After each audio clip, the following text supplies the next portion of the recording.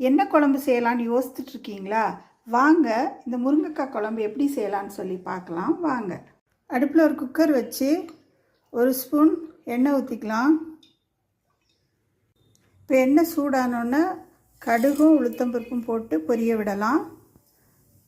கொஞ்சம் பொரிஞ்ச உடனே கருவேப்பிலையும் ஒரு காஞ்ச மிளகாயும் போட்டுக்கலாம். ஒரு பெரிய வெங்காயம் கட் பண்ணி வச்சுருக்கேன், அதை ஆட் பண்ணிடலாம்.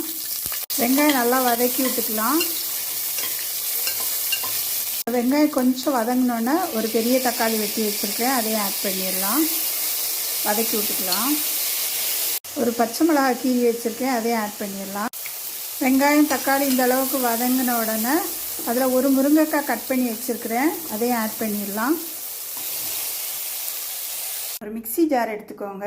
அதில் ஒரு 3 ஸ்பூன் தேங்காய், ஜீரகம் ஒரு 1/2 ஸ்பூன், 3 பல்லு பூண்டு, மஞ்சள்தூள் 1/4 ஸ்பூன், மிளகாத்தூள் 1 ஸ்பூன், தனியாத்தூள் ஒரு 1/2 ஸ்பூன், கொஞ்சமாக தண்ணி ஊற்றி நல்லா. இப்போது முருங்கைக்காய் கொஞ்சம் வதங்கினோடனே நம்ம அரைச்சி வச்சுருக்க இந்த மசாலாவை இதில் ஆட் பண்ணிடலாம்.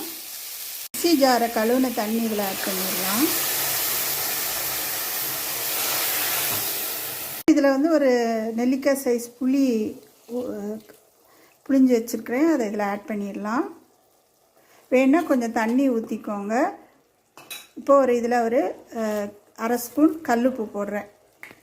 இந்த அளவுக்கு தண்ணி ஊற்றிருக்கிறேன். உங்களுக்கு எந்த அளவு தண்ணி வேணுமோ ஆட் பண்ணிக்கோங்க.